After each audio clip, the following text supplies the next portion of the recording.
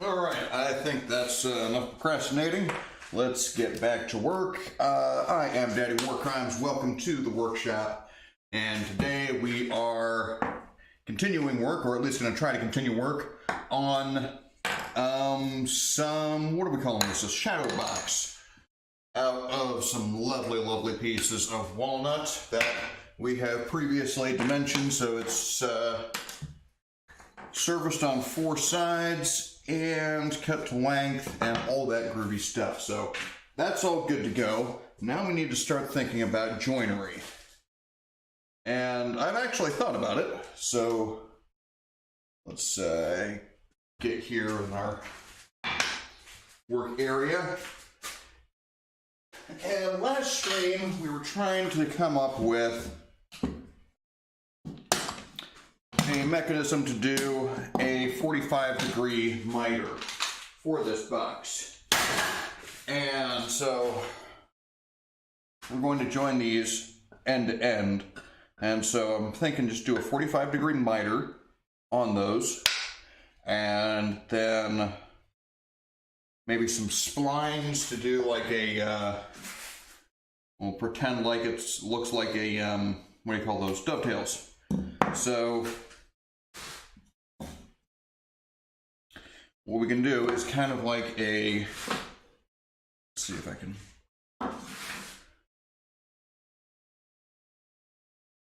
when you cut the splines, you cut them at slightly at an angle. I'm going to use a contrasting wood, so I'm probably going to pick up some maple, and then we make the saw curves kind of at an angle, and it looks like a dovetail outlined, more or less.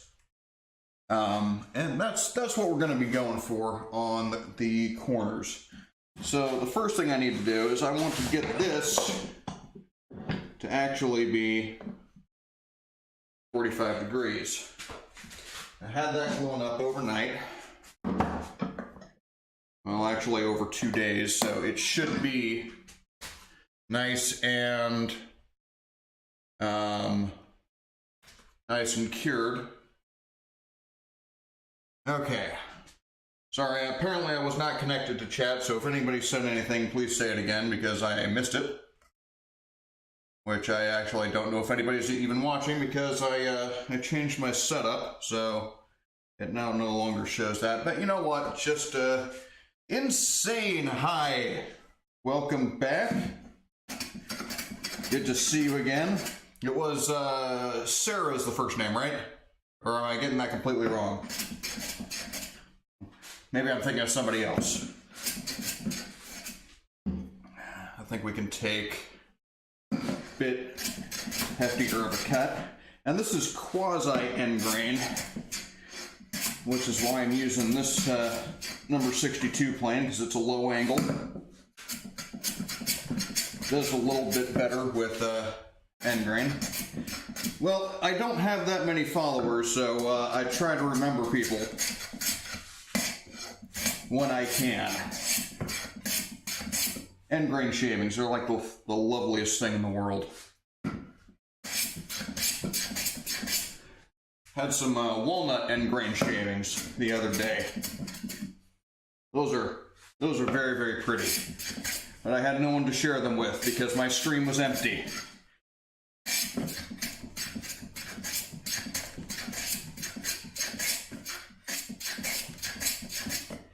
So I'm just trying to get a flat surface to reference off of here.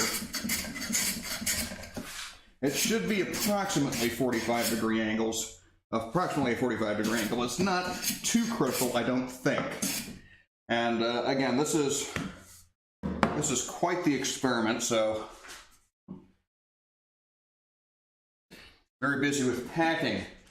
That is never fun. Are you moving or downsizing, something of the like?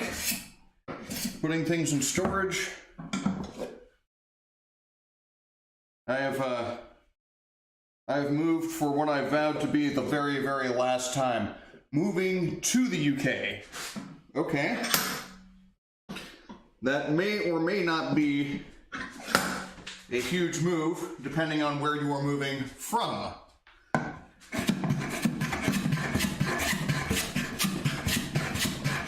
like moving to the UK from Ireland's probably not that big of a deal. Well, Ireland, yeah, because that's an island. Lived in the Netherlands for 23 years. Okay. I like the Netherlands. I've never been there, though. Never been to the UK either. But some of my ancestry is Dutch. By my calculations, I am a quarter Dutch. Which, looking at some of the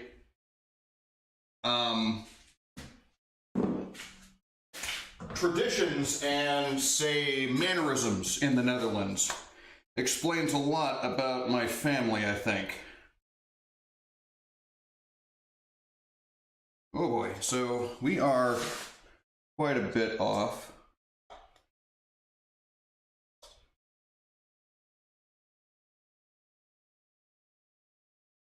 So, let's see, how am I going to remedy this?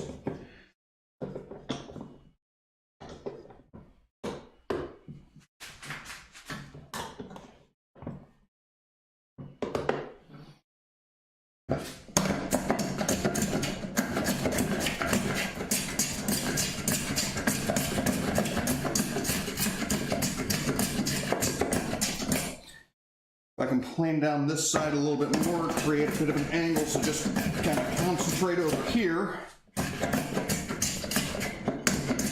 And be able to adjust the angle enough.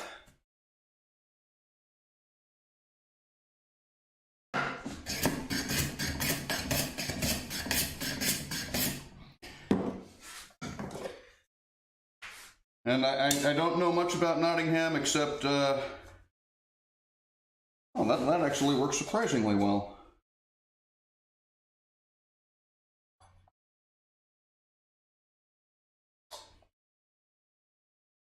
Now, Nottingham was obviously historically relevant for the whole Robin Hood thing, and more recently for their very expansive definitions into hate crime laws, which some people find that contentious.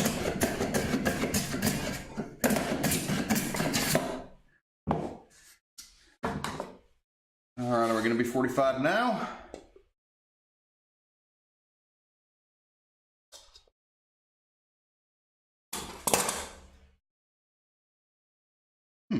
That might work.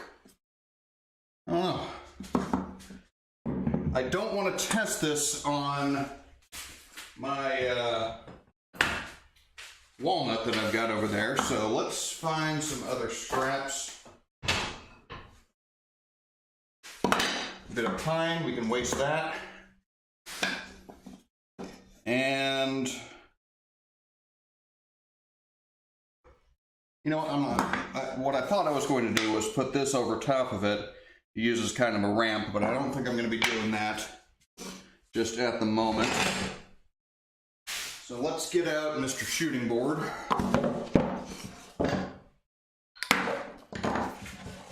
And actually, before we get too far into ourselves, it has been a minute since I've worked on the edge of this plane. So let's touch her up a little bit.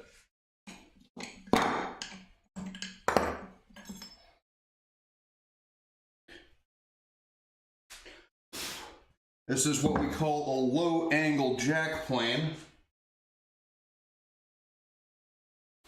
or sometimes a butcher block plane, because unlike normal planes where the bevel sits up and you have it kind of at a high angle like this, we sit it at a low angle like this, and the bevel is up instead of down.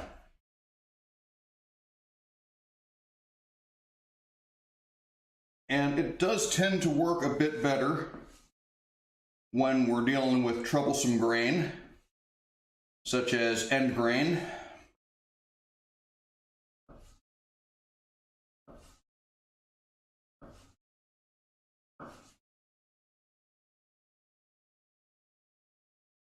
Because you've got more of the blade pushing, so it's kind of more of a rigid tool, I guess. So like here, I mean, you're kind of pushing at this because it has a tendency to lean upwards, whereas if it's down, you're pushing directly into the workpiece.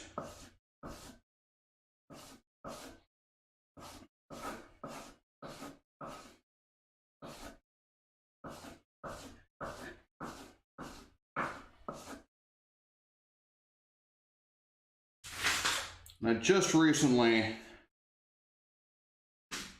well, actually, since my last stream, I've been trying to make continuous progress in my streaming setup. So one of the things I've done is I've created a permanent installation of an old tablet right here above my brand new second webcam. And the idea behind that is I wouldn't have to use my my other tablet, which I use on a day-to-day basis, to monitor chat. Unfortunately, I've also trying out a new piece of software,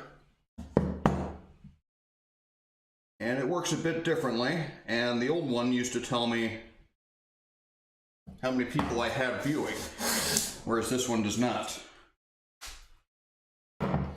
Okay, and what I'm trying to do here is just trying to tune up the plane, get a more or less consistent shaving from one side to the other.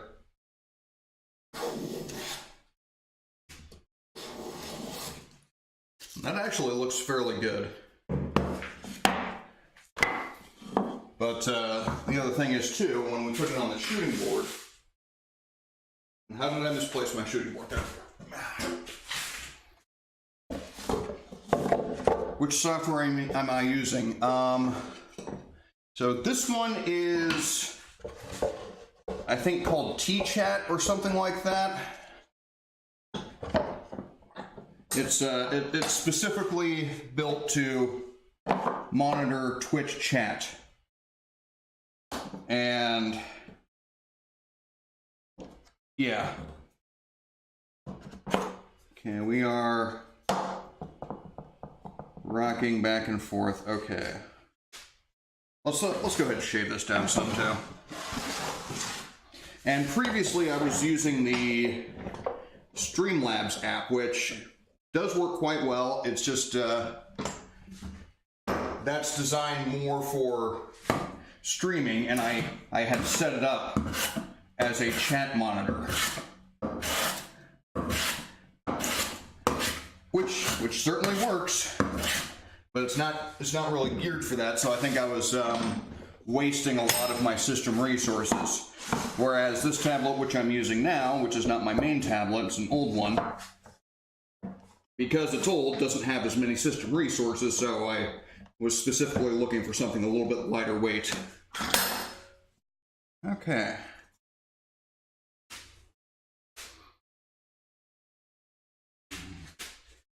I think I want a clamp.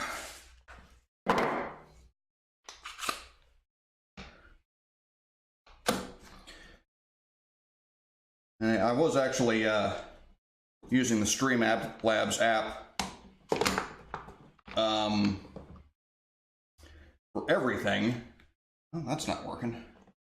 Okay, so we're kind of bending up there. How do I get this to work?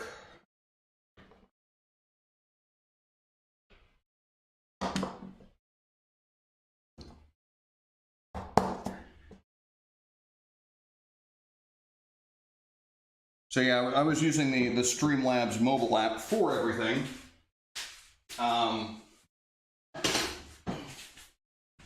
But I finally broke down and decided to get some webcams and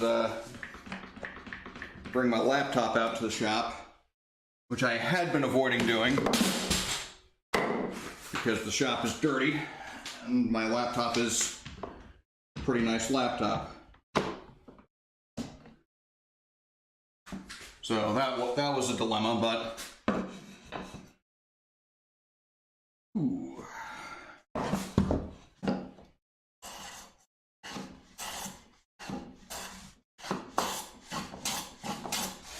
Now, something tells me this is not going to work all that well. So I don't have a fence here. And I think I need a fence.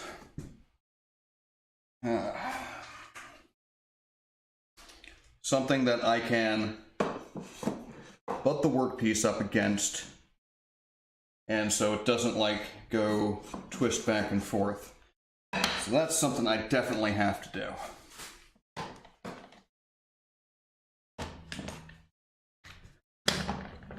And again, this is, at the moment, just an experiment. How about, okay, I can do that. Cut that corner off there. I know how to cut corners.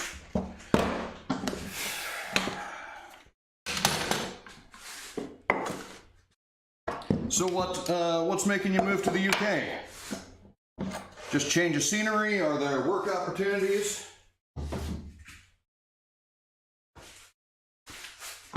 Being pursued by the mob, something like that? Tell if you are so inclined to do so.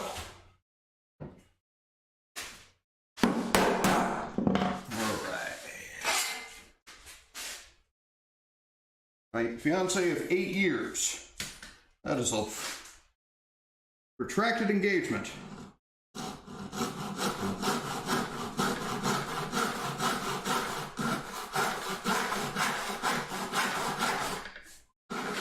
Or it could just be that I'm impatient. We finally bought a house and finally getting married. Well, congratulations on that.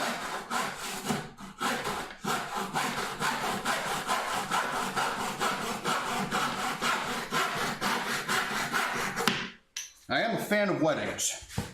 They are one of my favorites. Done two myself.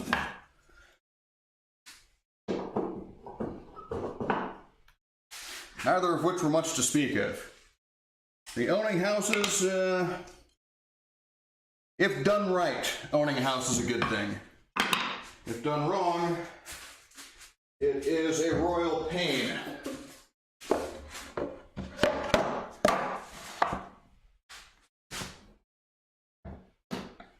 I've owned 3 houses, and I still own 3 houses.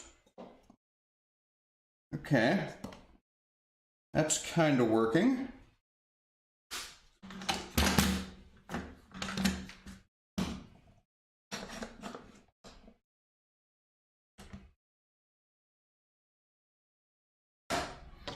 Okay, let's find some screws.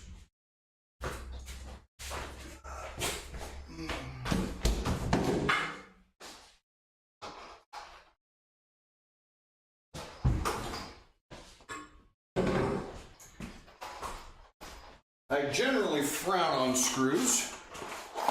House is over 100 years old and has been taken good care of. Ah. Well, those are an adventure. I've got one of those 100-year-old houses. It was built in 1916. And very, solid foundation.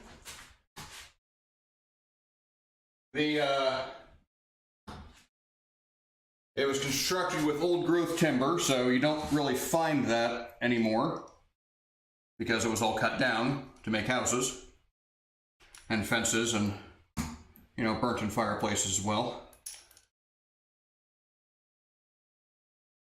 But yeah, they tend to be very sturdy. And if it's been up 100 years, chances are it was built correctly. Is when they're not built correctly, they fall down before the 100 years is up. Okay, so let me see here.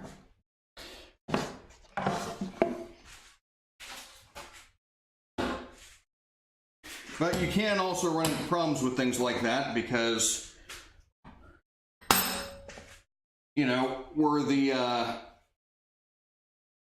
what kind of plumbing does it have? Does it have lead pipes? Has a shop in it and 2 garages, 3 bedrooms. That's a significant house there.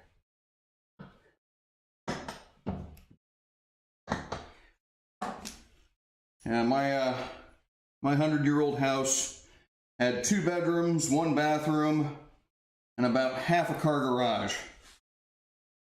There was a second detached garage, which I wound up tearing down because it was just in terrible, terrible shape. And that garage was technically belonging to a house that was next door, but was still on the same plot I owned.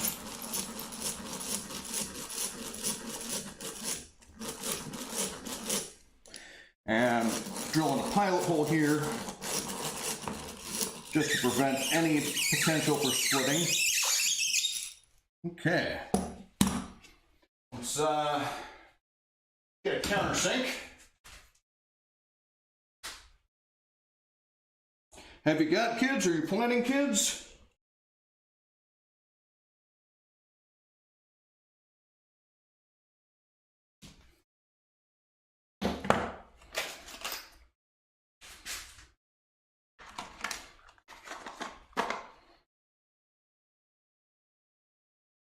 One, 17 and 19. So no more, okay. Yeah, I would say 2 is a very fine number of children. Also, our very fine numbers are 1 and 0. I'm looking for my screwdriver. There it is. I put it up so I could find it easier, which meant it wasn't where I was used to it.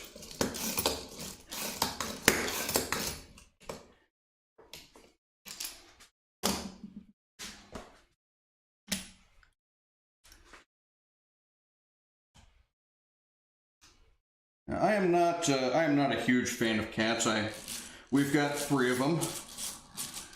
One is a giant 20-pound Maine Coon, if you're familiar with that breed.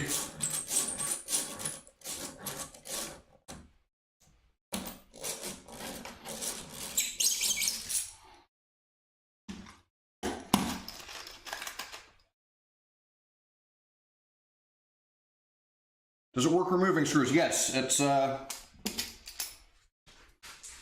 got a reversible ratchet. So that goes anti-clockwise or counterclockwise, and that goes clockwise.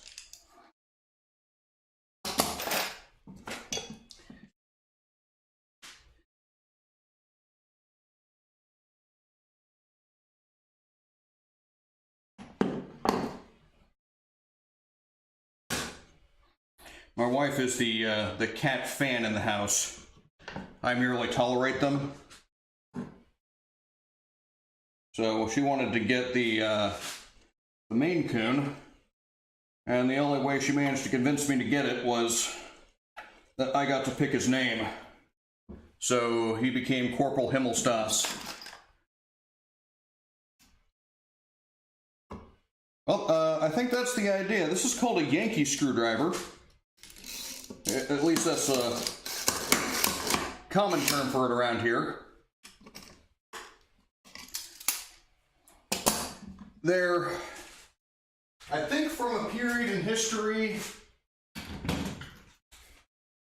more or less right before power tools became prevalent.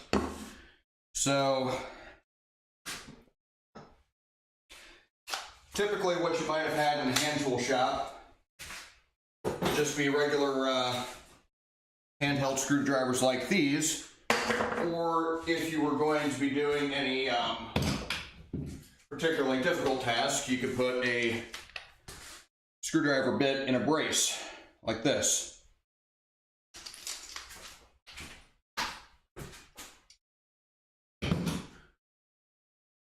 But I think the Yankee screwdriver was conceived at a time when probably right before the power drills came into prevalence, so they quickly became obsolete. So you don't see too many examples of them. And you definitely don't see a whole lot of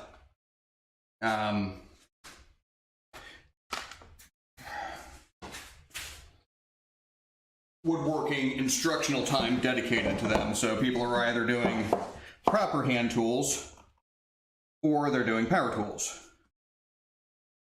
And so the Yankee screwdriver just kind of gets left behind. But I am quite a fan of it. I like it better than the power drills too. So,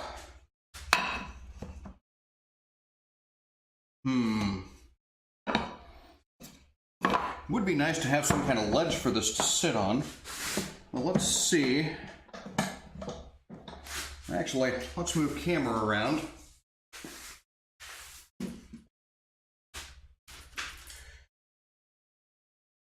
I've got all kinds of twisted mess of cables now. So,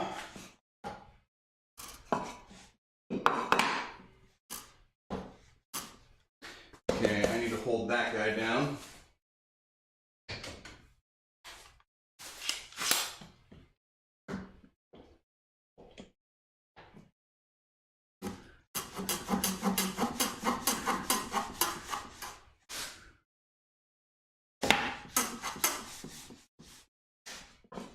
All right.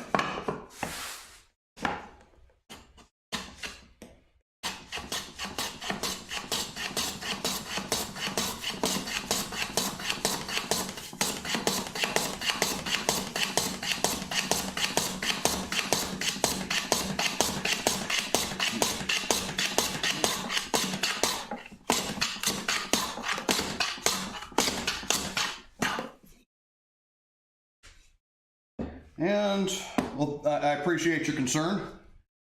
This does not look like it's going the way I wanted it to. So, trying to see if I can get this side. We've got quite a bit more cutting than on this side.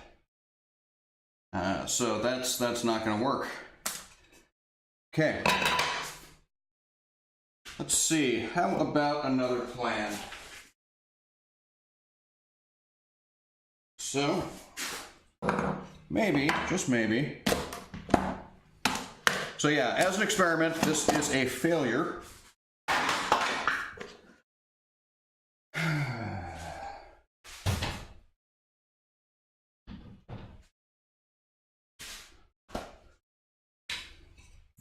So let's try this. We can set the depth of our marking gauge. And am I zoomed in? No, I'm not zoomed in. Just a very narrow field of view.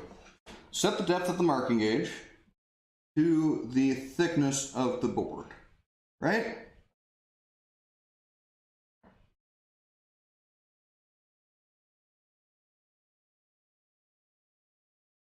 Maybe a little under. Then we're going to mark. Now let's make sure this is flush first, or square.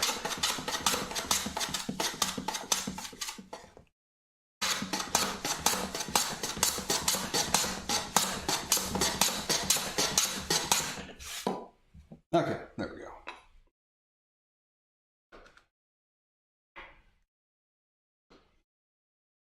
All right, so now we got a line on the face of the board, which is equal to the thickness of the board from the edge. So, in theory, if I take my plane and kind of navigate between those two, I should come out with a 45-degree angle, right? So,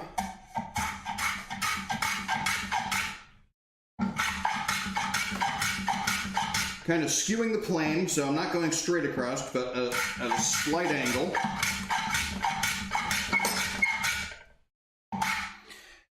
And I'm getting a lot of noise, so let's oil up a little bit.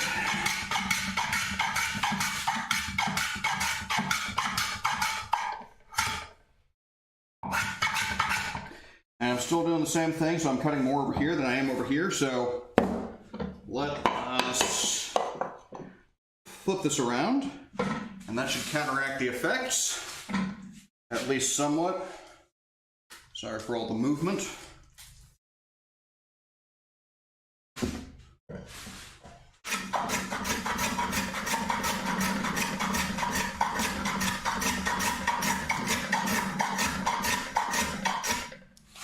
Okay, and we're still getting fairly even from one side to the other, it looks like.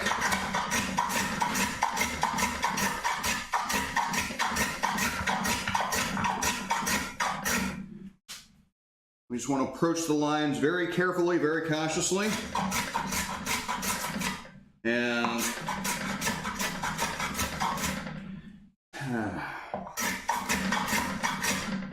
And you see now why folks typically use table saws.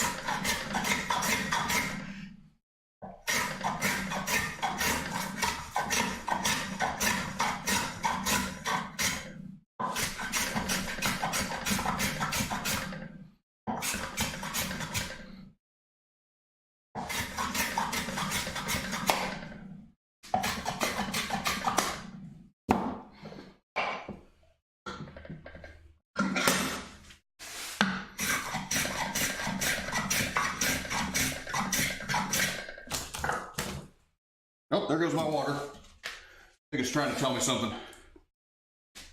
Tell me it's time for a water break.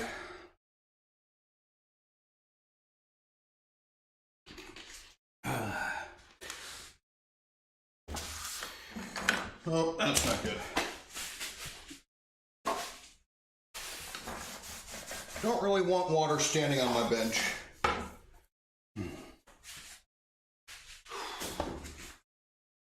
Okay.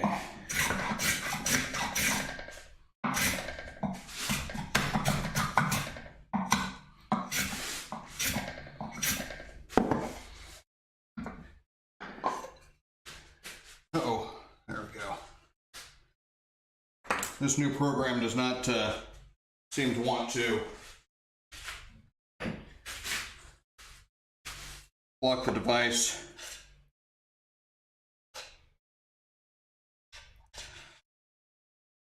That actually came out extremely well. I think that's probably what I'm going to end up doing.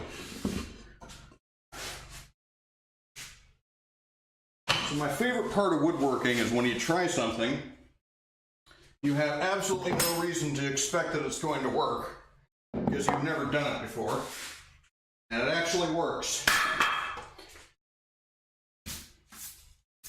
And so cutting a 45-degree angle like that without some kind of jig is a new experience for me. So I am very, very pleased with how that came out. Okay. So next question.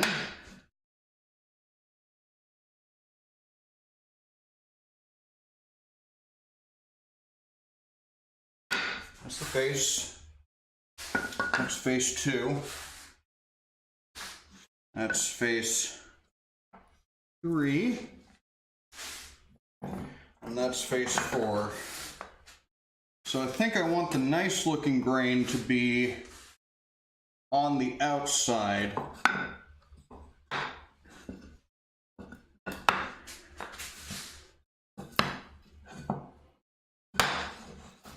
Okay. Face is the nice side.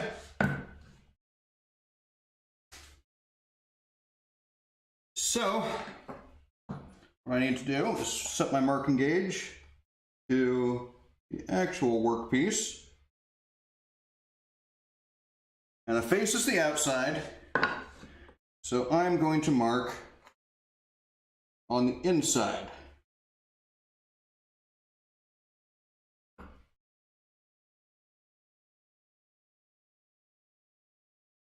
And so that way we're going to miter on the inside. And sweat all over everything. I'm going to open the garage. It's getting a bit warm in here.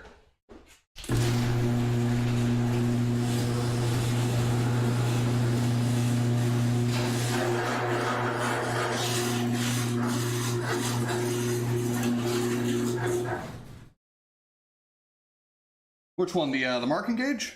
This guy? Yeah, they're quite handy. That's why you have several of them in different styles. But this wheel gauge, this is good for marking across the grain.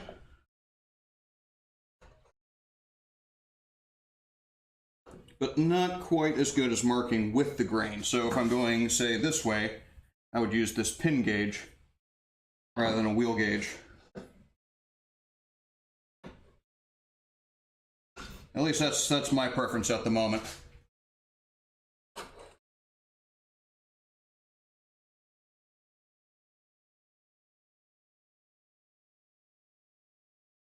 This is 2.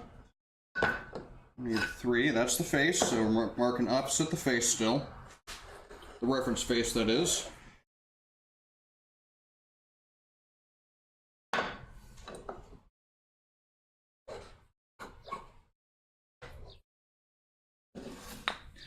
It's 3 and 4. And we should still be able to see our pencil marks when we're done here, so that's what we like.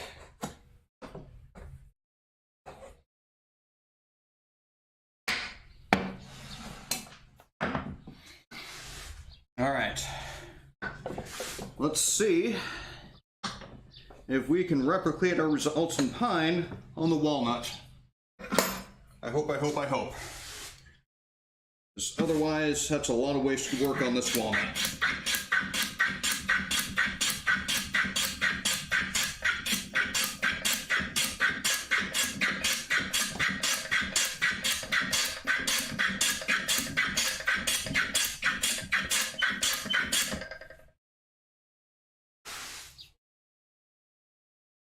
Isn't that lovely?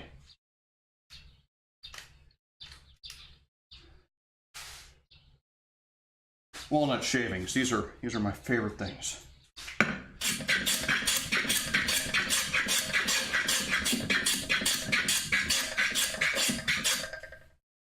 Walnut shavings instantly add class to any workshop.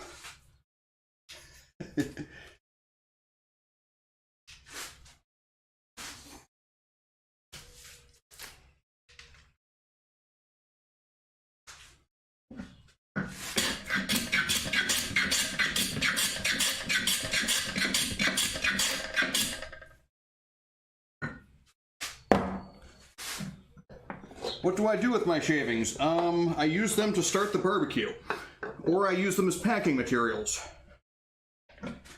And sometimes I use them to clean up glue.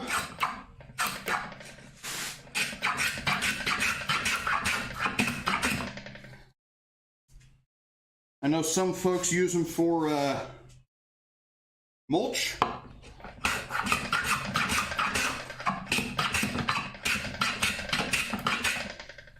I have been known to put them in the compost pile.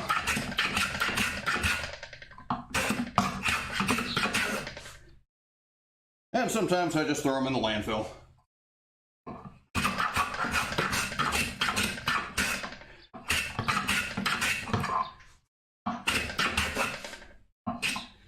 Okay, I am tearing out quite a bit on this side, so I need to be cautious.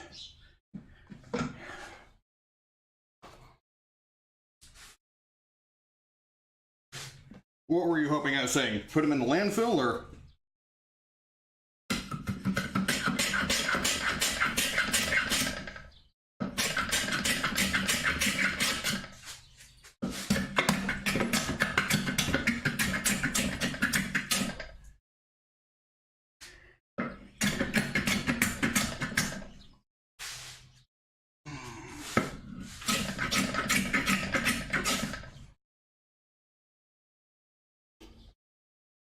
Yeah, well, they are, I mean, this, as pretty as they are waste material.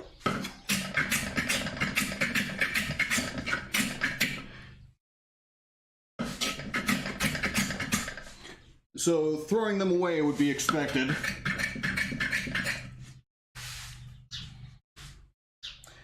Any other use you can find for them is, by therefore definition, frugality.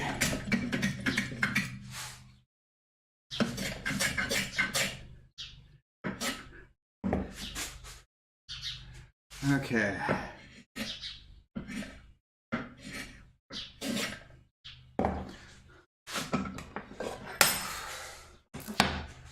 Check this for 45. Not quite.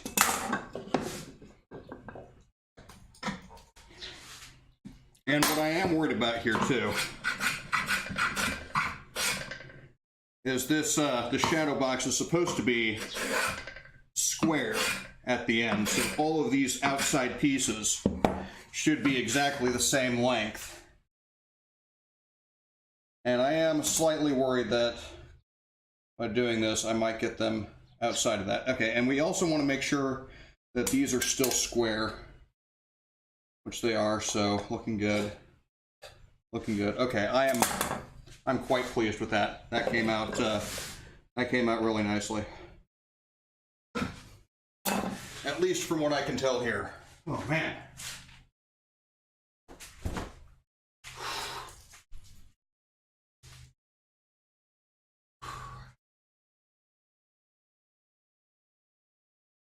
Had some good rain the last couple of days, so that makes it humid.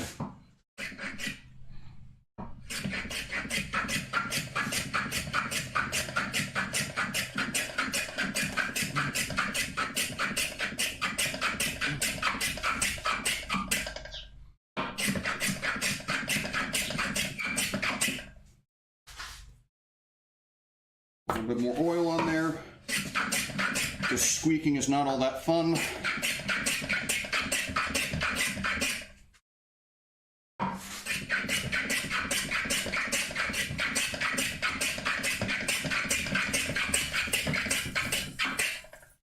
And this is probably a really slow way of doing this too.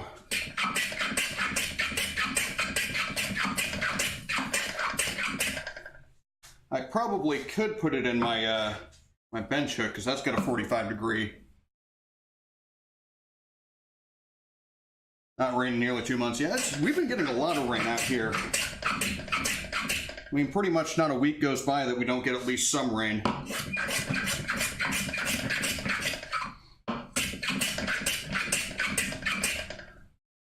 It's only been the last week or so that the drainage ditches by my house have been actually dry. Actually, let's put this down so less vibration.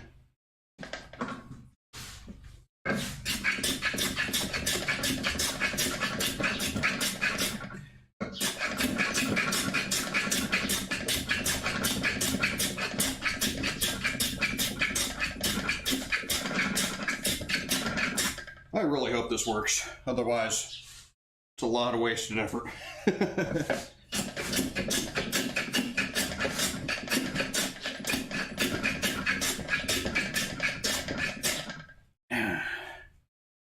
And I'm also hoping that these 4 cuts don't take me, or at least I don't finish this whole thing by the end of this stream.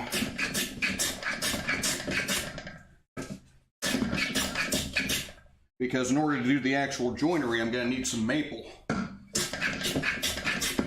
Which I have no maple.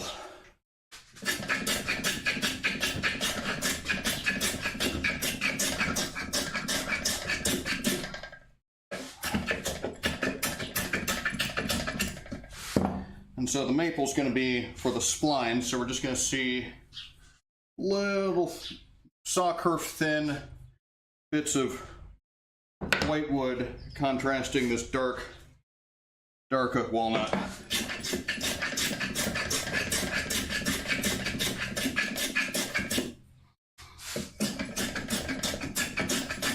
And kind of a faux dovetail sort of thing we're going to have going on.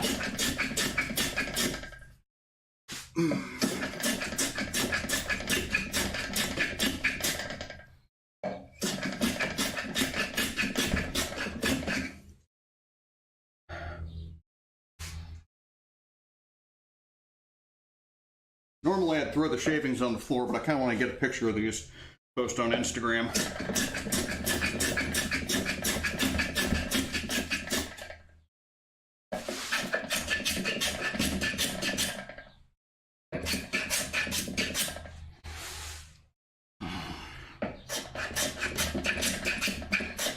almost there. Just gotta keep watching the lines.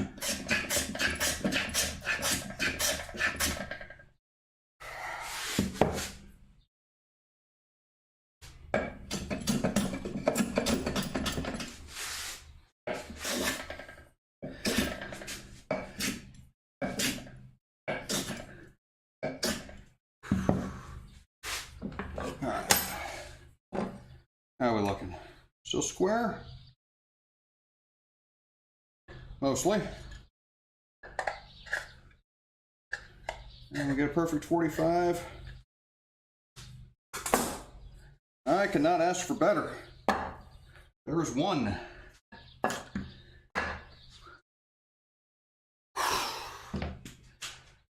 Water break. Then on to number 2.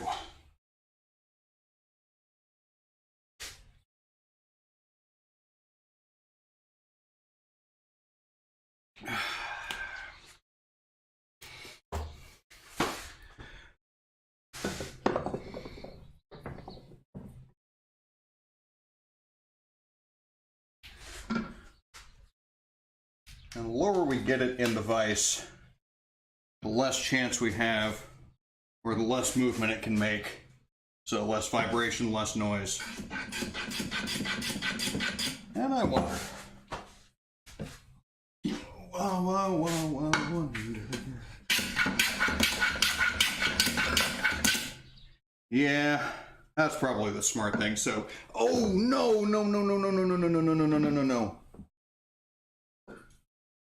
Oh, shoot. Oh, man. Okay, so this is the danger when you're planing it across the grain like that. So we had some breakout.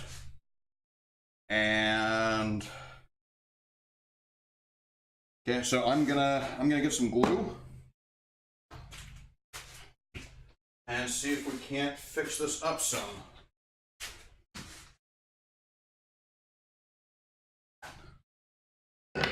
See if I can stop sweating on it.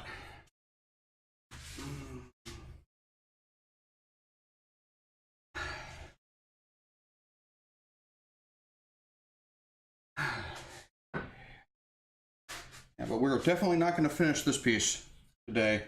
So what I was trying to do there, so this is my scrub plane. It takes a much deeper cut. So I was trying to see if I could speed things up a little bit and take a bigger cut out of there, which you can, but obviously that was a mistake.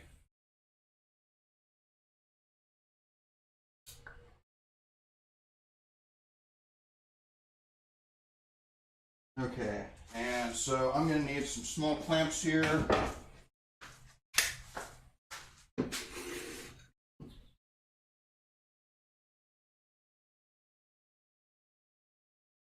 And that glue, this is what we keep the shavings around for. Wipe off excess glue.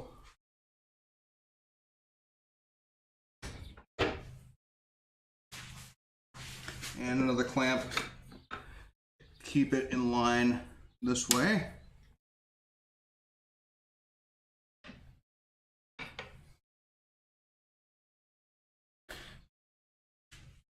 And I'm going to leave this aside, so we're definitely not going to finish this today.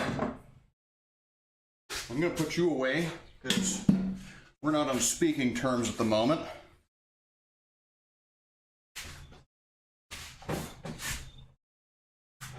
That's what I get for being in a rush. And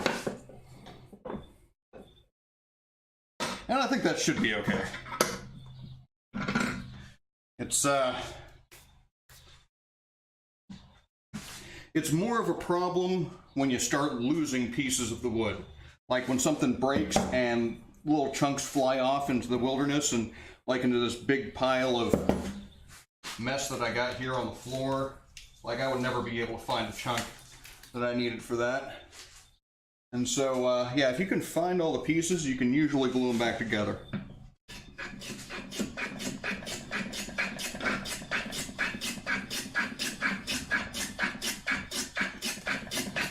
So from now on, we'll just take our time.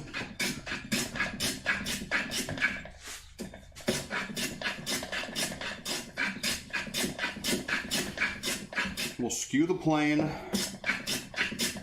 We'll take light little shavings, like good boys and girls.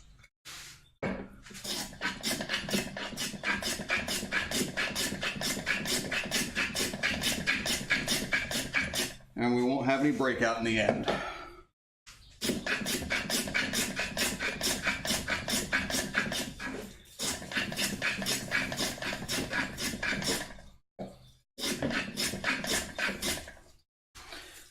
So here's a neat little example. When you skew the plane, so you're kind of cutting at an angle, the shavings tend to curl up like this and form these little tapers. And they actually used to make planes specifically for this.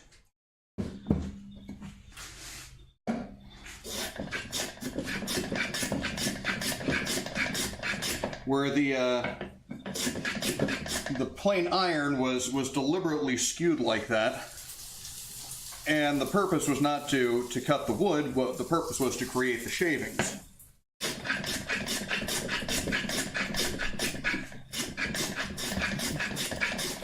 And they'd take a whole mess of these shavings,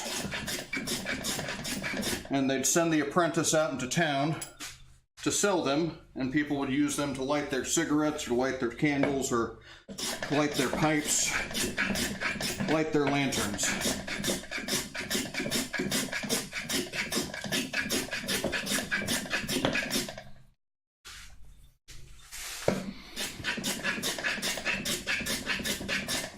At least that's the story I heard.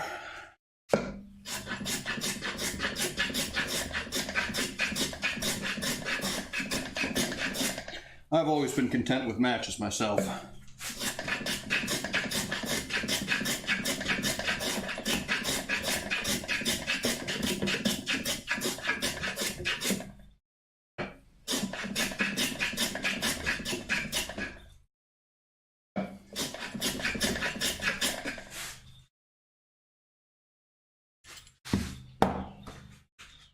Now, well, there's a lot of the woodworking knowledge that people seem to know, but don't seem to know the background of a lot of the time.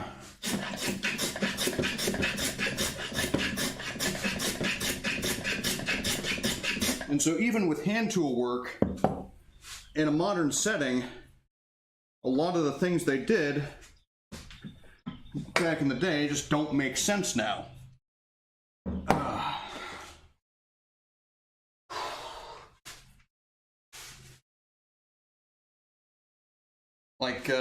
Like the taper plane, for example.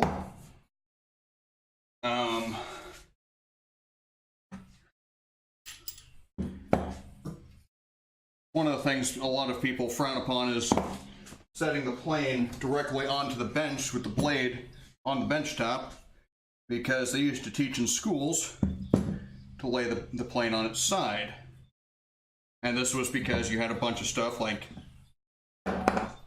you know, marking gauges or chisels, and if you slammed your plane onto that while it was lying on the bench, then you would damage the plane sole.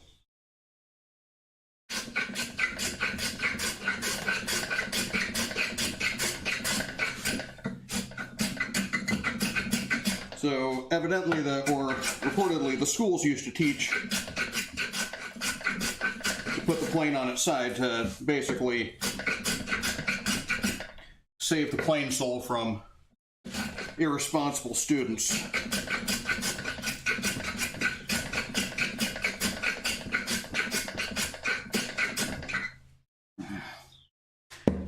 But they don't do that anymore because of child labor laws.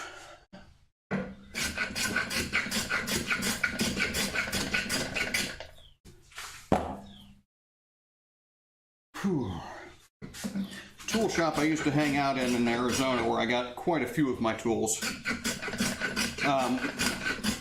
Run by a guy named Bob. who was a tool maker and also seller of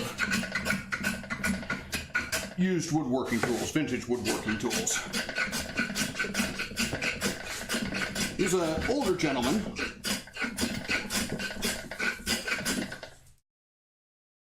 And older than me at least, and I ain't no spring chick myself. I was complaining about how, kids these days don't know how to use tools. You go to a machine shop and everybody's using a CNC machine. It's like nobody knows how to use the milling machine. Nobody knows how to use a plane. Nobody knows how to sharpen a saw.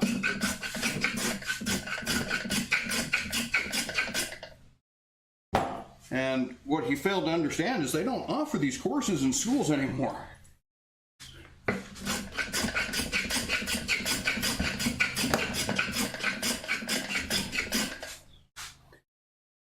And it may be for good cause. I mean,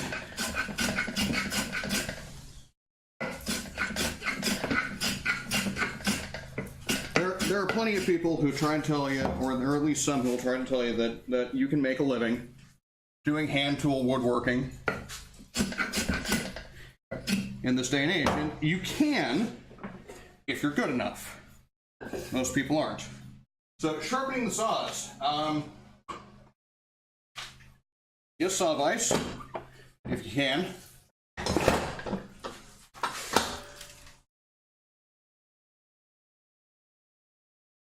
And you get your saw. Put it in the vise.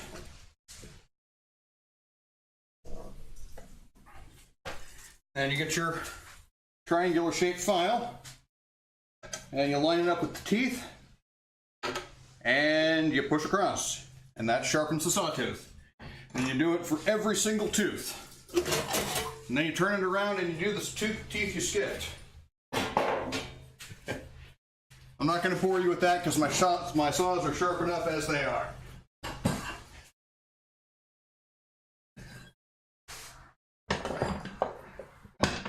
And in fairness, most people don't need to sharpen saws these days because let's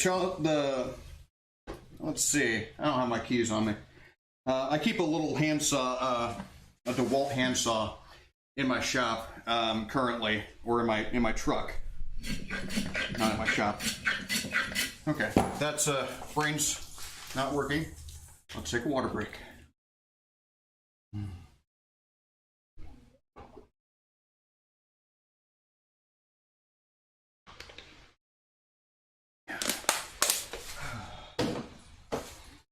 So yeah, older saws, you can definitely sharpen those because they're made from a softer spring steel.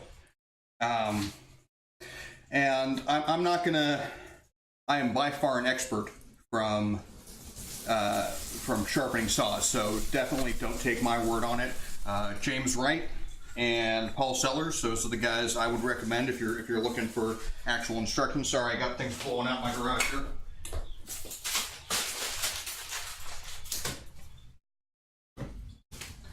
Last thing I want to do is litter around the neighborhood. But yeah, the newer saws, they've hardened the teeth so much that they really can't be sharpened by an individual. So, but they make them so cheap. I mean, if your saw gets dull, you throw it away and buy another one because it would take you. I mean, an old saw would take you maybe half an hour to an hour to sharpen. But that saw will last you forever. But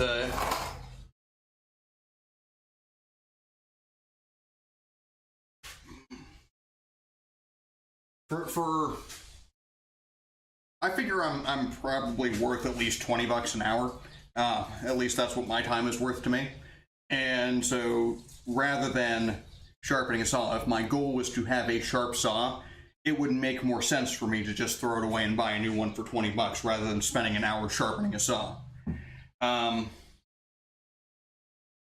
But I do like these saws, and I like them to be sharp.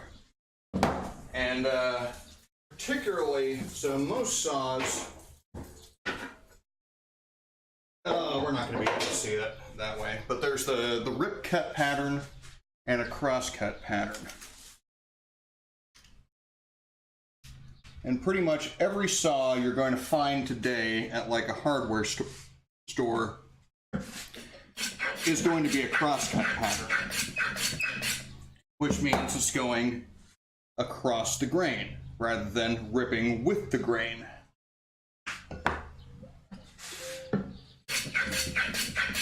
So if you're doing a rip pattern saw, because you're going to be ripping wood,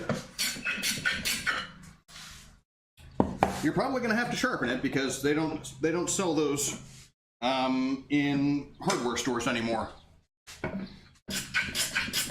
Only place you're going to be able to find those is antique shops or specialty woodworking shops.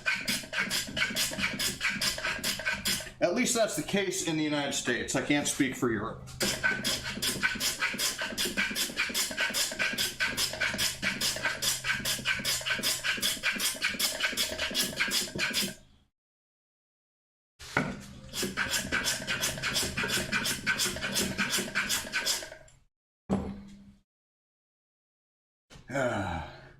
Well, that's fine, Sarah. I do appreciate you stopping by all the same, and enjoy your lurking. I will continue talking to myself, as is my custom. Uh-oh. And see, there's the problem. I just lost chat. So, let's see.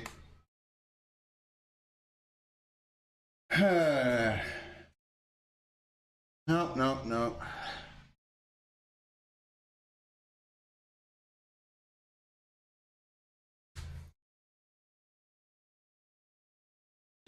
And yeah, now I can't see anything that was chatted before.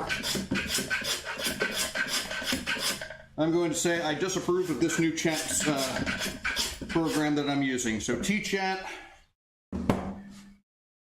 yeah, don't care for you.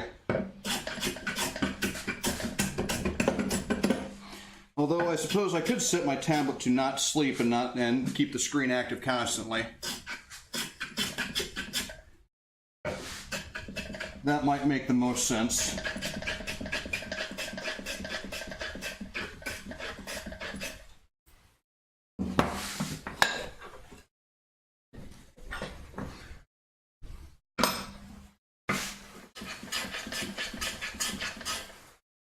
Oh, no. I don't want to go that way. I want to go this way.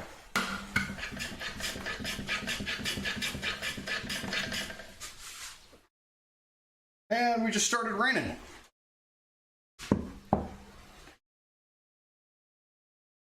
I know the feeling, man. I know the feeling. How you doing, David? Good to hear from you again.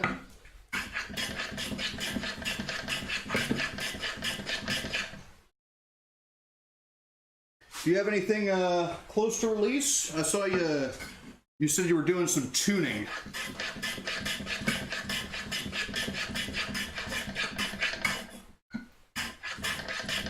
I imagine that might mean something different in the Vocaloid context.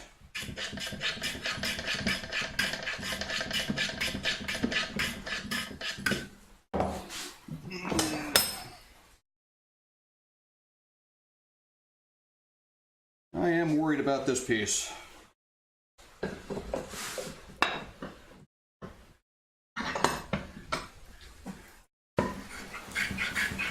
Now, I saw you on just the other night, you were doing some Final Fantasy. I missed that because I was asleep.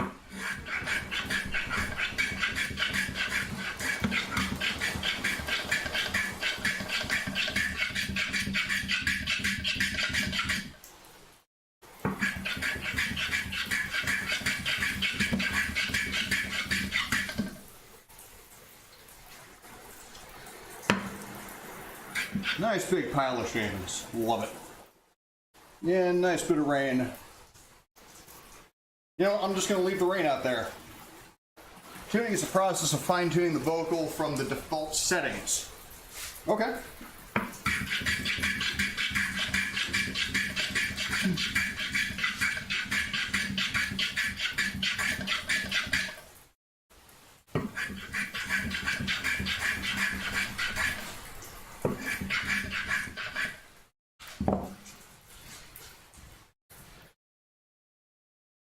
Now, if I was to think of it as an instrument, that would be like changing the pitch ever so slightly to match the other instruments.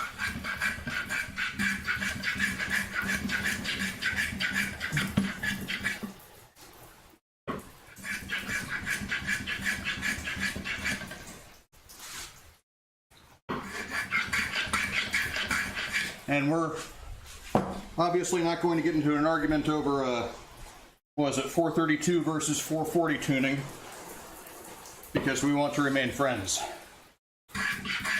That and I don't care.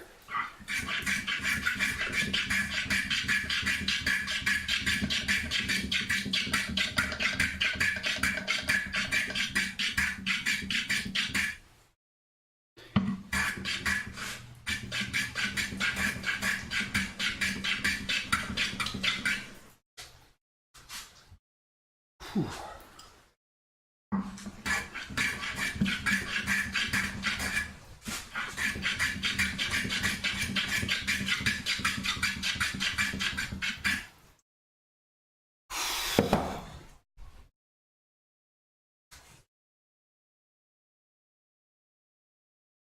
Oh, this sweating is not good for the mustache. But what can you do?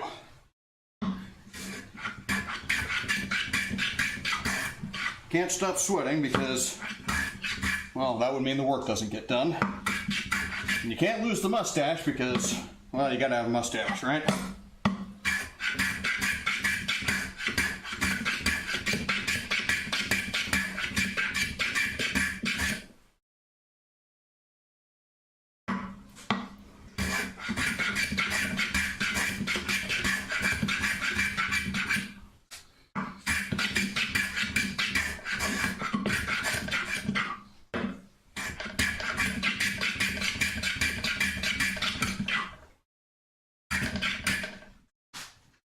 Okay, gotta keep watching the lines, so got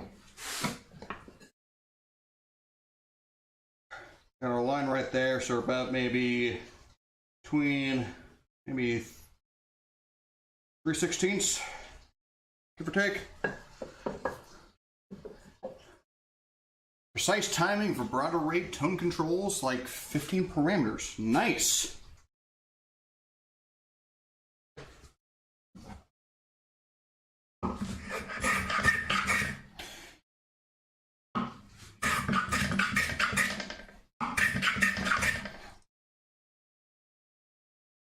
That sounds like quite a pain in the ass.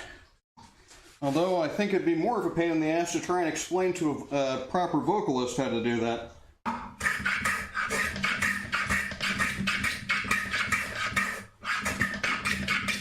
Because if you ask me to change my vibrato rate, then I'll look at you like you gotta, well, I won't say it because we're gonna try and keep this somewhat PG. Needless to say, do not ask me to control my vibrato rate.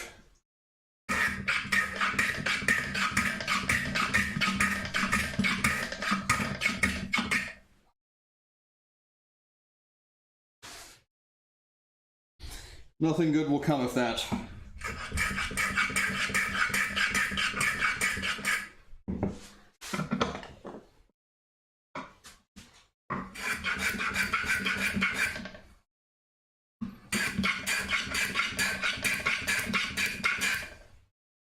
Okay, so we're closer to this line than we are to the edge here. So we need to focus more on the edge.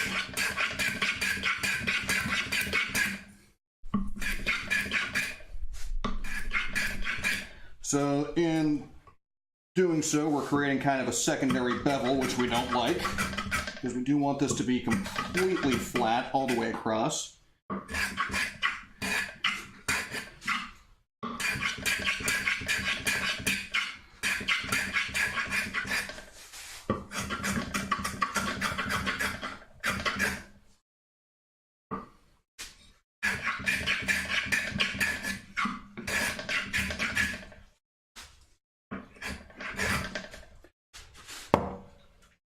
Couple of new parameters turning to like 30%.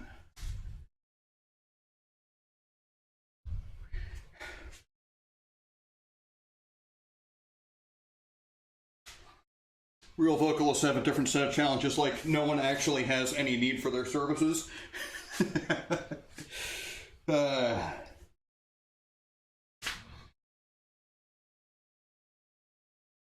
No one wants to pay you for work because we can get plenty of people to do the work for free. Kind of like guitarists in that respect, too. And bass players, but only in California.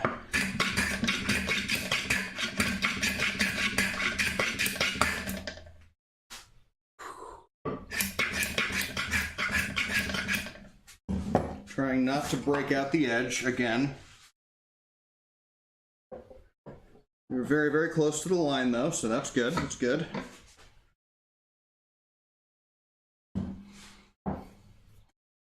Yeah, well, you know,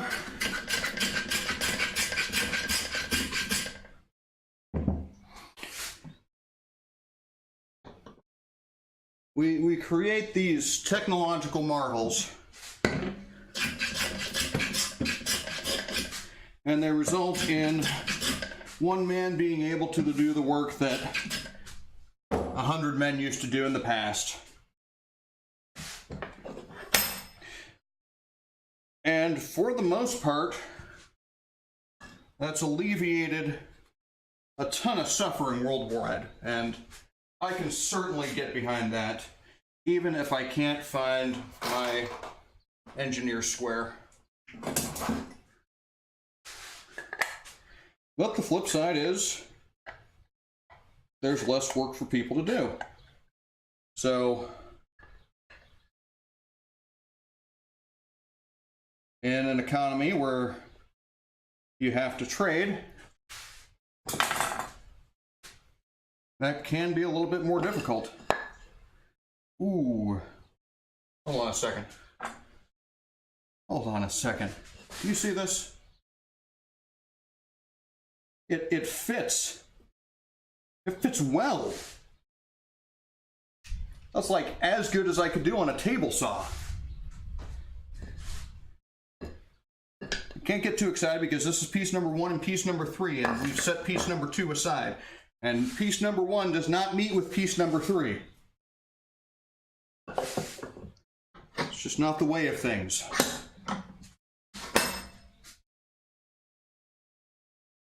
Yeah, you know, 100 years ago, shoot, maybe even 75 years ago, a man could have made a living doing just this, making things out of wood with hand tools.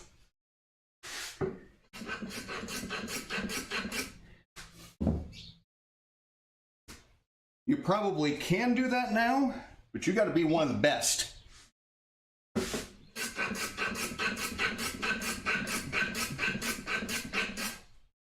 Because you're no longer, at this point, making furniture, making knickknacks for everybody to consume. You're now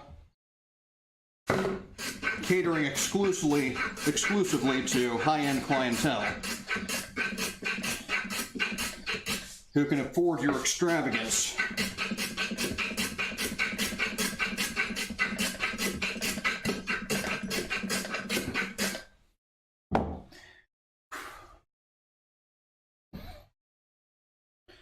But that's okay, because this is a hobby.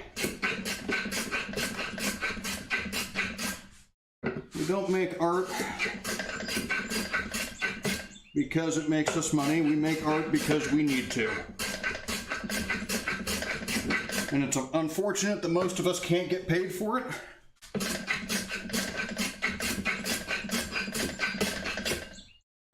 But the thing is, you know, if we want to do it, it's because we want to do it.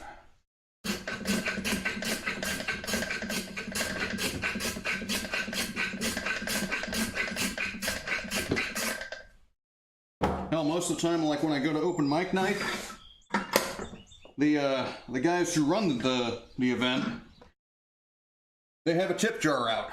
And I usually leave them a couple bucks, and I'm one of the performers.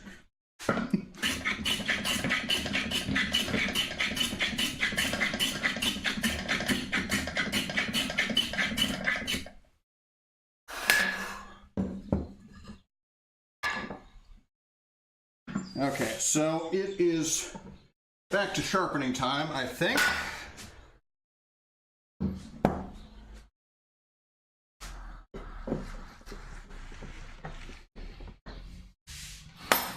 Back in my days as a professional rock star,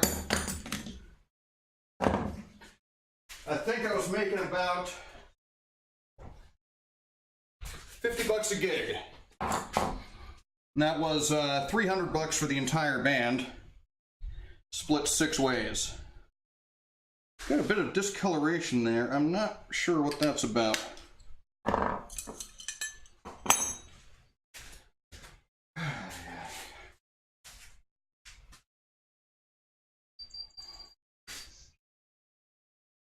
And so that's like, that was a 3-hour gig, maybe once a month, plus weekly band practice, plus an hour drive to the gig because none of the local bars would have us. So we had to go out to small towns with dive bars out in the middle of nowhere, eastern Kansas, to play at the American Legion, or the only bar in town. Once tried to give a guy directions to the gig, and it's like, oh, it's in White City. He's like, where in White City? It's down the road at White City. You drive into White City and you stop at the bar. It'll be the only place in town with its lights still on. I think I worked it out that I was making about $2 an hour playing those gigs, which is more than I would have done it for.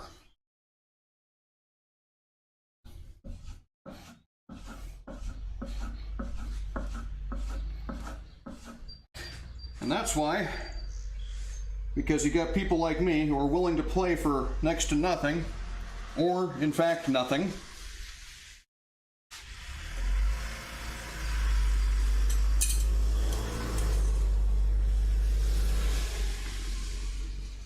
So long as you got guys like me out there, real artists are going to have a lot of competition from people who don't know the difference between amateur and professional artists.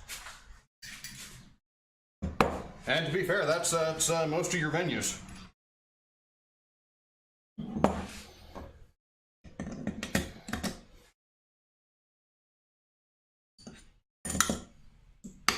All right. And now we get to tune the plane. Piece of scrap. There we go. You look familiar.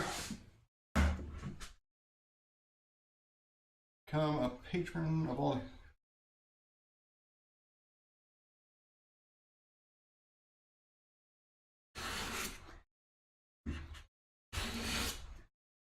Well, that's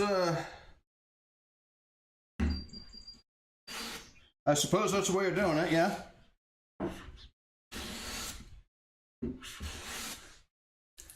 But if it's only artists supporting artists, then that money's got to come from elsewhere.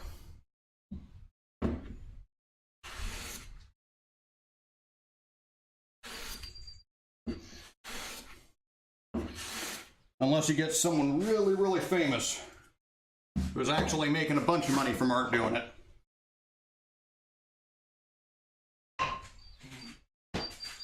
And those are few and far between.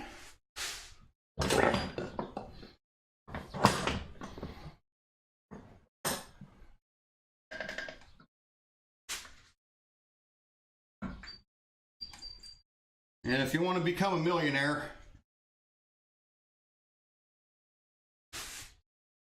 makes more sense to invest in lottery tickets than it does in guitars.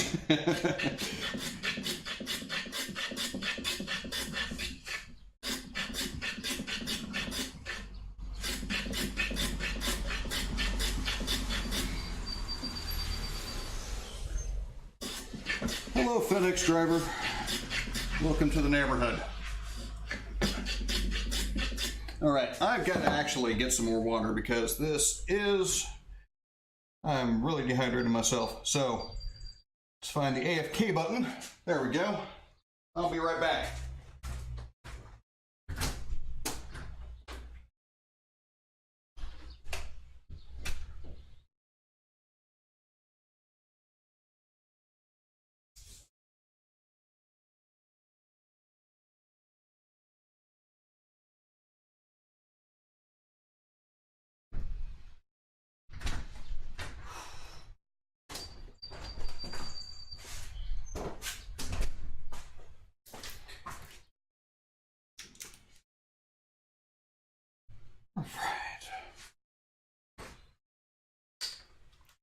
Good thing I got that AFK button, because it takes me all of 3 seconds to walk into the kitchen from here.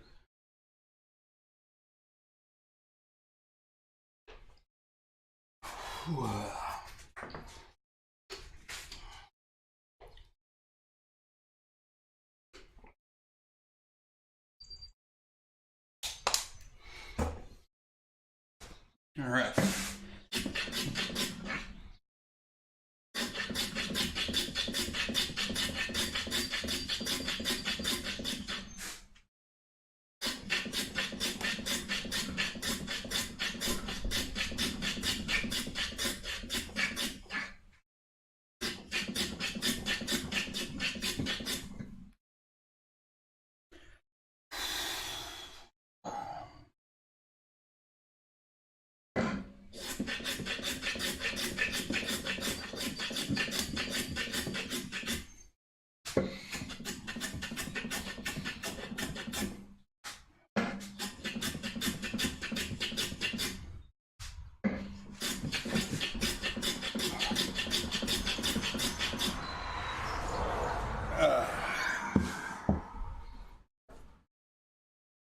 Check the time here. Is it actually 12:24? It is. Not really sure about this tablet right now, but evidently the clock is correct.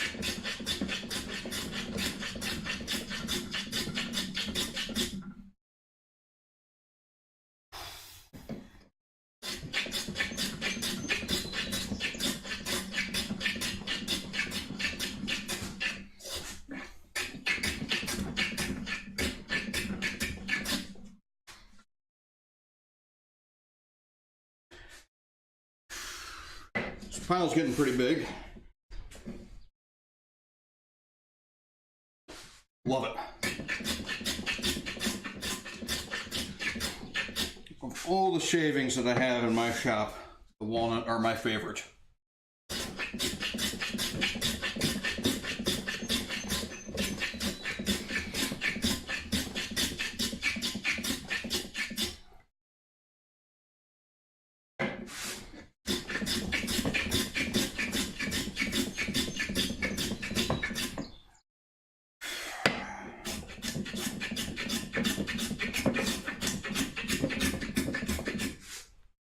It's tiring work here.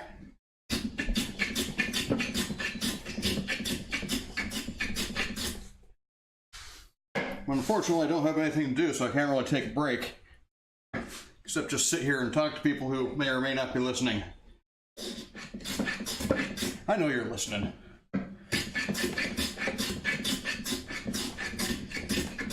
But I also realize that I am not necessarily important enough for people to talk to me.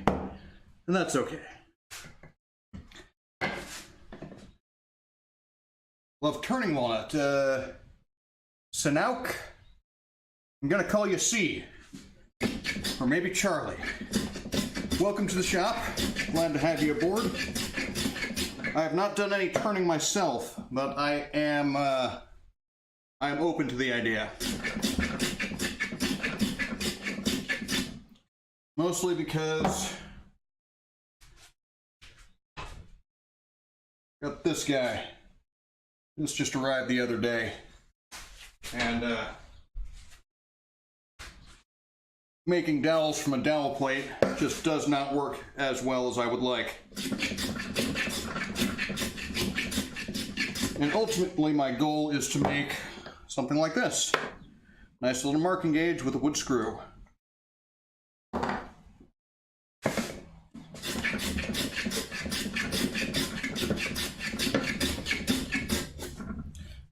unless you can find like perfectly straight grain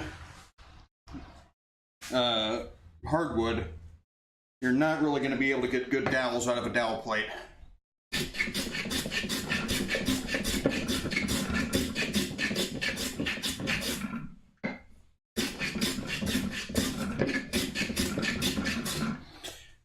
Tried that last night with this walnut.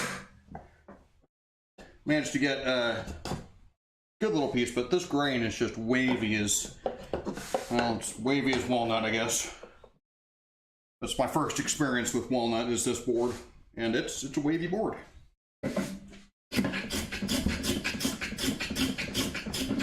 Love planing it though. Plane's really nice. I mean, it does tear out because it's wavy and there's knots and whatnot,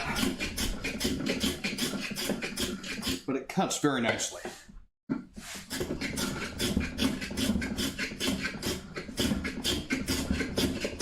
And I imagine with turning, the shavings would fly off really nicely too. But again, that's a rabbit hole which I have not yet explored. Would like to. But a lathe is not in my budget just yet.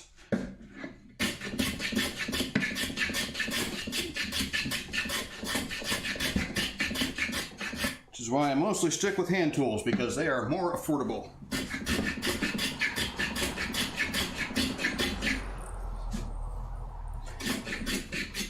I think this is my second most expensive plane. Most expensive being this guy right here.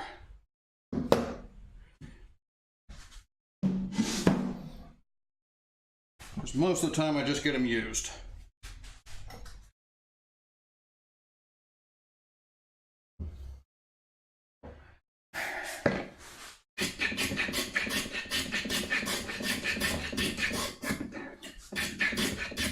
I'm gonna have to remember to oil this down and take it apart.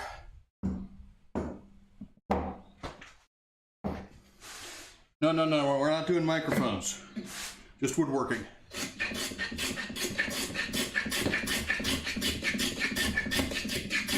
Oh, I do like Shure microphones. They're not the topic of today's stream. It's Wood River.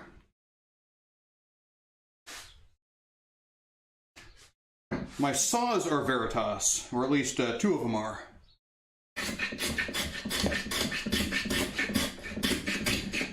Now I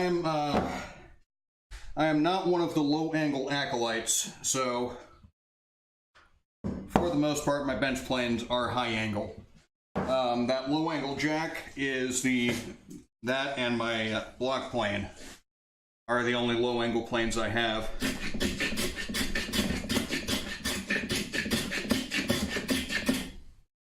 But I got that one mostly for end grain work.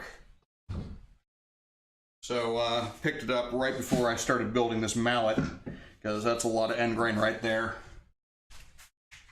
And I use it on my shooting board more often.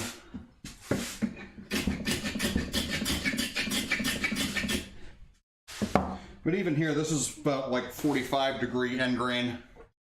And, you know, this number 4, high angle number 4, takes care of it just fine. I just got to go with the grain and kind of skew it a little bit. But no problem.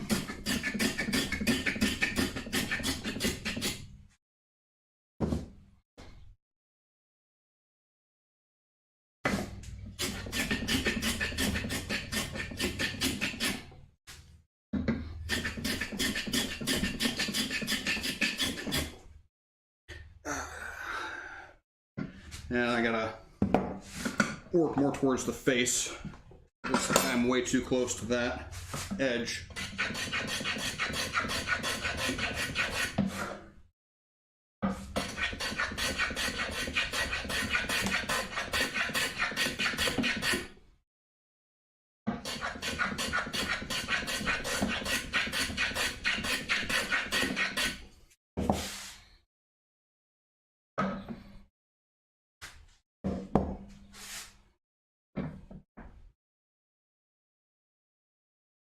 right. David, good to see you again, though. Thanks for stopping by. Good luck with whatever you're doing. Hope the tuning goes well. Dad's photographer, make him a lot of frames.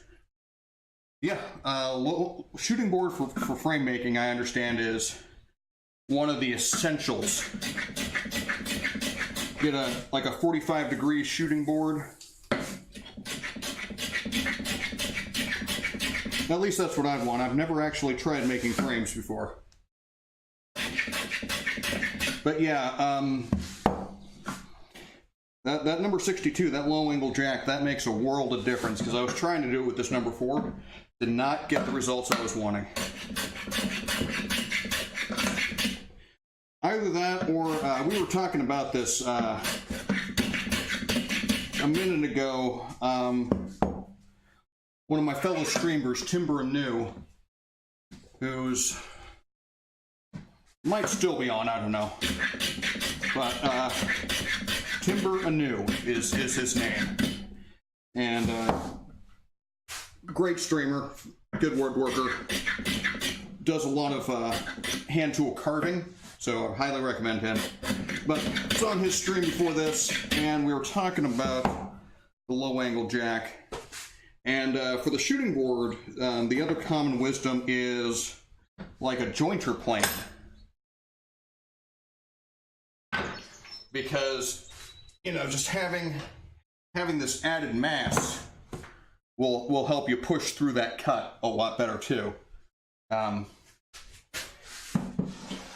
think there's something to be said for the low angle. There's definitely something to be said for the mass. And how are we looking? And shoot, I lost my my chat feed here. Sorry, give me a second here. Oh, no, still there. Haven't timed out yet.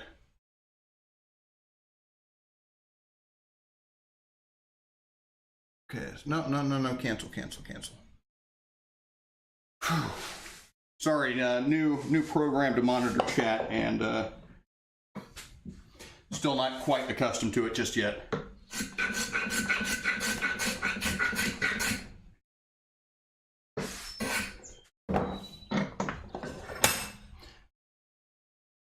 Miller Falls 14, same as the Stanley number 5. Yeah, that'd probably be pretty good for shooting, I would imagine. All right, we are on the money on the 45. And just as important, we are still really close to square. Okay.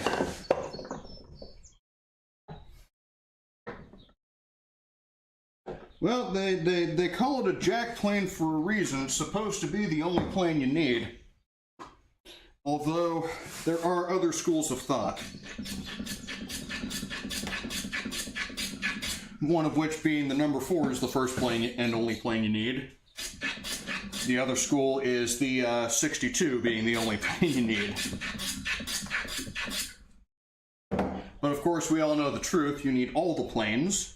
And then you need duplicates of all the planes. Until you find yourself with curiosities like this number 13.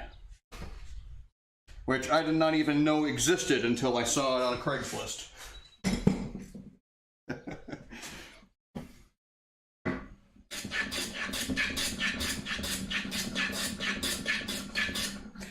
And if you're wondering about the 113, I don't recommend them.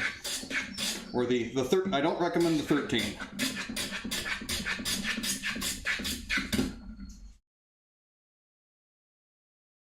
Stanley took it out of its lineup for a reason. Because the number 20 was better, and the 113 was even better still.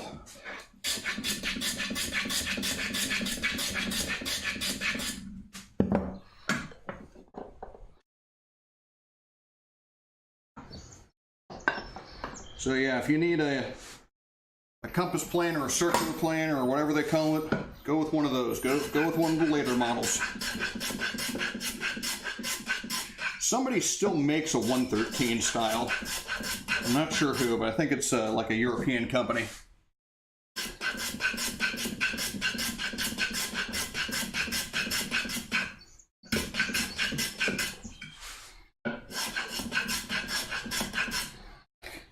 And the caveat to that, well, I certainly don't recommend the number 13. If you find yourself in a, is that the barrel or cart makers? They called it a circular plane. My guess would be for making barrels or making wagon wheels or something like that. My thought was more headboards. I just realized that my microphones aren't properly set up. Doesn't seem like anybody's had any problem hearing me.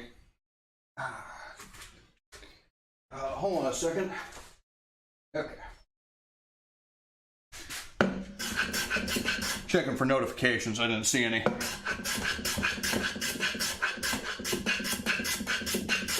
I guess nobody's donating me money today. That's okay. Because I got a pension, which is why I can afford to do this all day, even though I don't do it all day.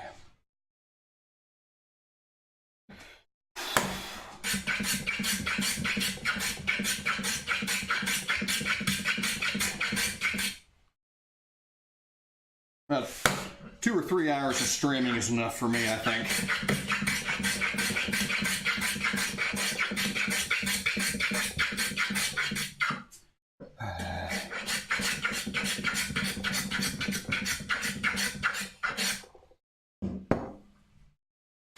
Still completely amazed that I'm able to do this by eye and not have to have some kind of jig for it.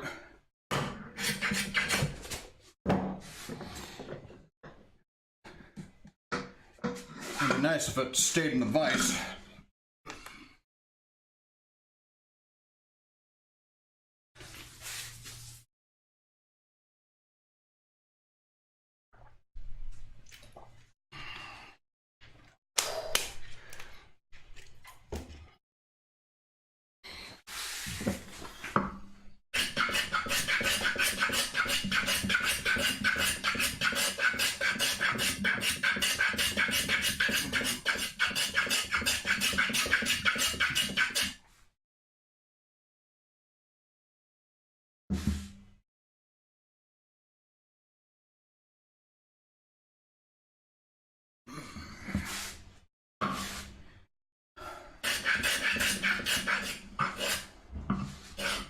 Try and touch the screen to refresh the chat just to make sure it doesn't go to sleep on me.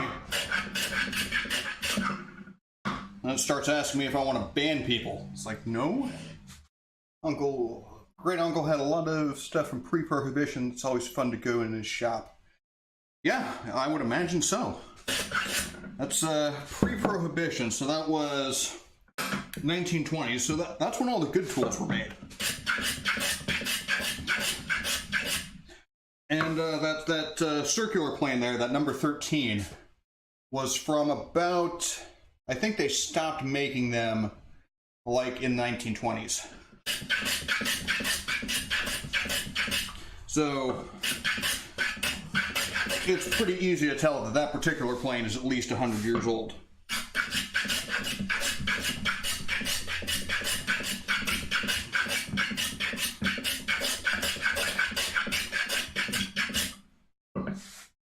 It's a curiosity, I suppose, of an era where it was maybe slightly better than previous offerings, but so obviously inadequate that they stopped making them altogether. I think we were talking about that with the Yankee screwdriver. It's one of those curious relics. Slightly better than a hand screwdriver, just a typical screwdriver, but no match for the electric drill. Closed the brewery in 1926. Okay. Now, I'm guessing it was one of those breweries that didn't survive Prohibition.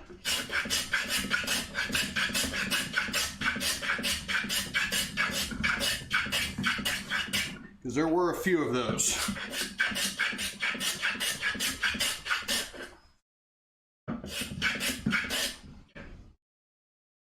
from what I've heard, a lot of the breweries that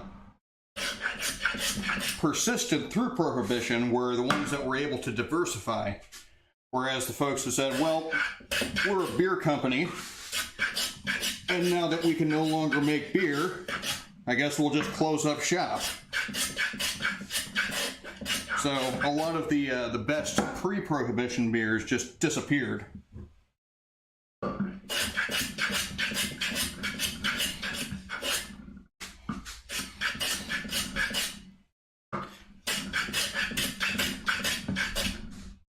And Coors only persisted because, well, they made things that weren't beer.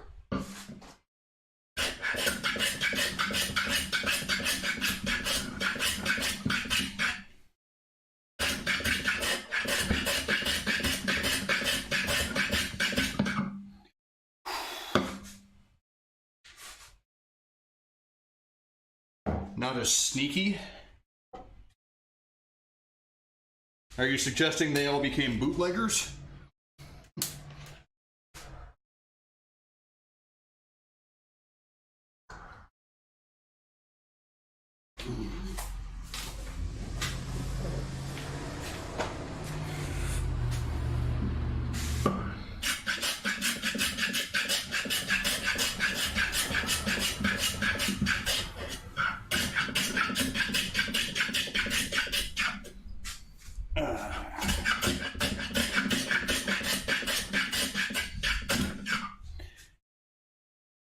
Well, I must be frank, my Prohibition era history is not all that good these days.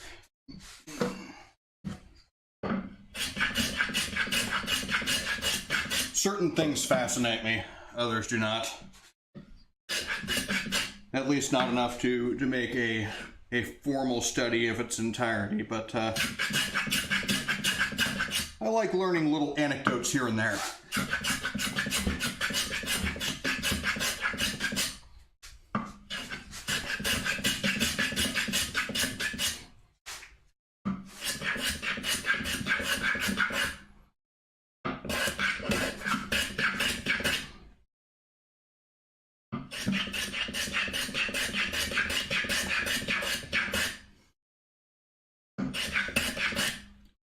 Trying to keep my cuts parallel to the lines.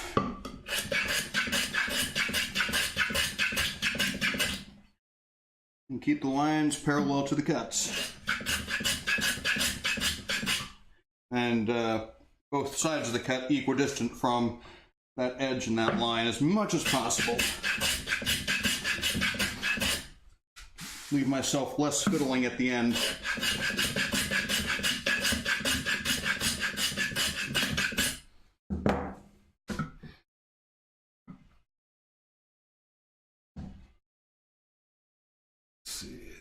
There were a few that got to live in Illinois custody for a few years.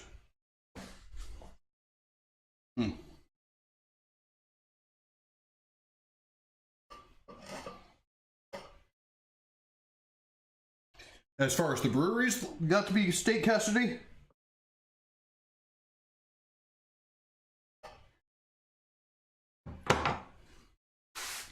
I know there were some not so much breweries, but distilleries that were able to persist under the auspices that they were providing some sort of medicine. Because you could still get a prescription for whiskey.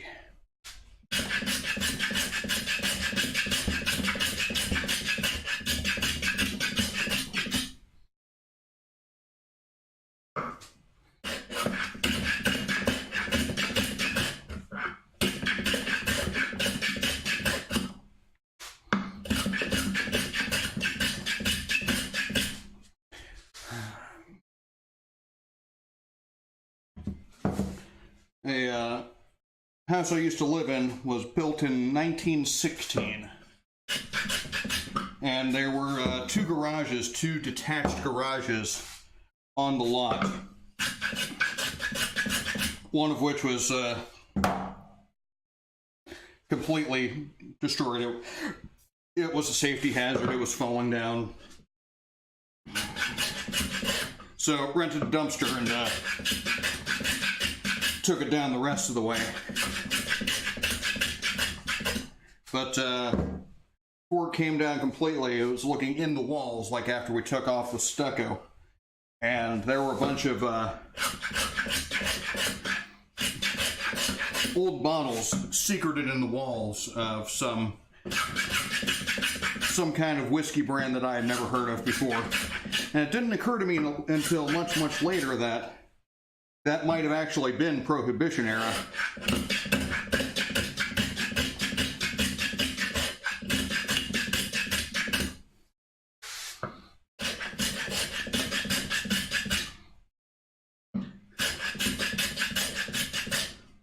Okay, I think that might be done. Check the miter.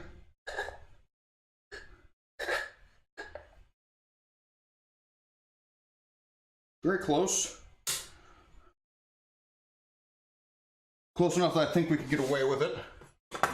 And we're still square. A ship to Canada often lost a lot in Chicago. Well, that is most certainly a way of doing it. All right, so current status. I've got 3 boards with miters cut. I've got 1 board that's got some tear out that's going to glue overnight, and then we might go back to that tomorrow. And I've got a lovely, lovely pile of walnut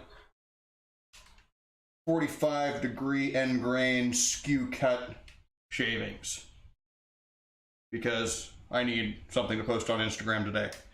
But unfortunately, I think that is about the end of my stream today because I am sweating way too much and it's kind of hot in here.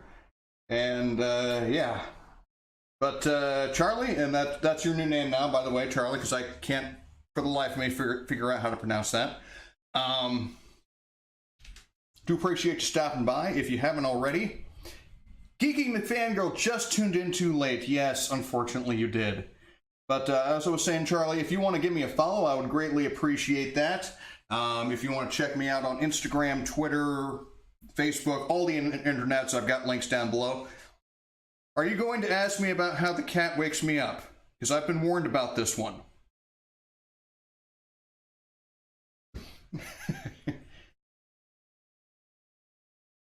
Yeah, he actually he used to bite my feet. There we go. Got a follow. You're close. Usually go by Sen. Okay. Do appreciate that follow though. And yeah, still, if you are so inclined, check me out on Facebook, Instagram, Twitter. Twitter and Instagram probably the best ones. And sorry, Deuce Luthor, I'm guessing. Didn't see you in chat, but again, appreciate the follow. Appreciate all the follows. I'm gonna have to actually try and figure out something so I can see follows. But this is what we were doing today, Geeky McFangirl. Cutting 45-degree miters on our shadow box, and getting a little too aggressive with this piece, so it's gluing back up. And we have skipped the shooting board, but look at these. Walnut shavings instantly add class to any workshop. Look, Deuce Luke, lurkers are fine and much appreciated. But again, yeah, so to answer your question, Geeky McFangirl, so the this terror of a cat decided that 4:30 in the morning was when he should be fed every day, and I was the one to feed him. He wouldn't wake up anybody else in the house. He wouldn't wake up my wife, so just me. And so he'd bite my feet through the covers. And he doesn't do that anymore, mostly because I've he's found that the feet actually move and can kick him in the face, and he doesn't enjoy that so much. So now he just makes an ass out of himself and starts making noise, going into the curtains, jumping up on things that he's not supposed to jump up onto, terrorizing the other cats in the house. So yeah, he still makes me get up. But now he at least lets me sleep until about 6:30. But unfortunately, that is going to be the end of the stream. Once again, thank you everybody for stopping by. Thank you, Deuce Luther and Charlie for giving me those follows. And I think that actually, hold on a second. Okay, I was thinking that might put me up to 50, but no, not quite yet. Just looking for those Twitch dollars, which are probably never gonna come. But this is my last Thursday stream. I'm changing my schedule starting next week, so it's probably going to be Tuesday afternoon and Friday afternoon.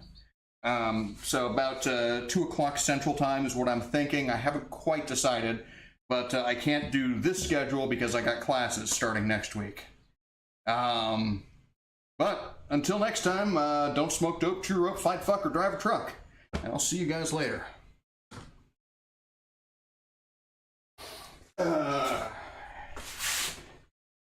Let's see who else is on that I can toss the stream over to.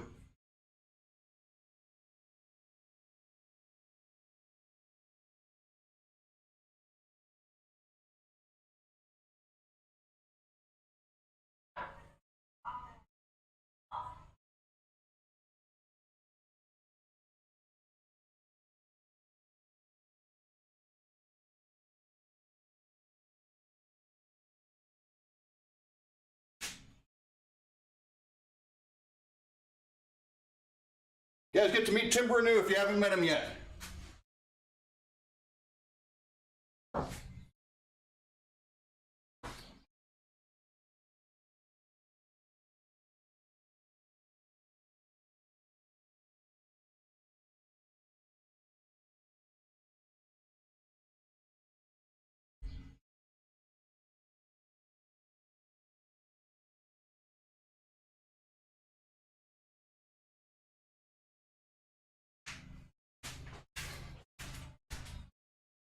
Hey.